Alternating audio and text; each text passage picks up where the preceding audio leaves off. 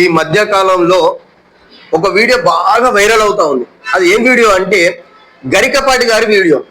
ఎందుకు ఈ video viral అవుతా ఉందంటే, పేద విద్యార్థులు, బడుగు బలహీన వర్గాలకు సంబంధించినటువంటి విద్యార్థులు మధ్యాహ్న భోజనం స్కూళ్ళల్లో మధ్యాహ్న భోజనం చేస్తూ ఉంటే వాళ్ళకి మధ్యాహ్న భోజనం పెట్టొద్దు అని అంటాడు.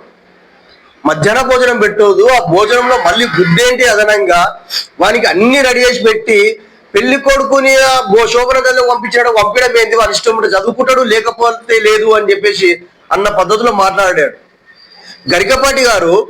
మీరు అన్నమే తింటారు, గరక తినట్లేదు అని నేను అనుకుంటున్నా. గరక తిని ఉంటే ఈ మాటలు మాట్లాడండి.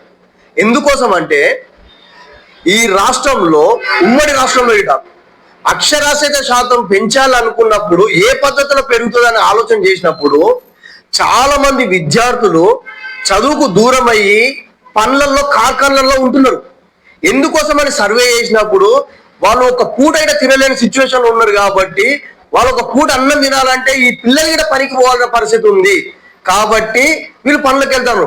అది కాదు, మన రాష్ట్రం అభివృద్ధి కావాలన్నా, మన దేశం అభివృద్ధి కావాలన్నా అక్షరాస్యత పెరగాలి, బాలల చదువు పెరగాలి అని చెప్పేసి ఉద్దేశంతో ఏర్పాటు చేసినటువంటిది మధ్యాహ్న భోజన పథకం. ఈ పథకం గురించి మీరు ఒక్కసారి కిందికి వచ్చి ఫీల్డ్ లో ఎంక్వైరీ చేయండి.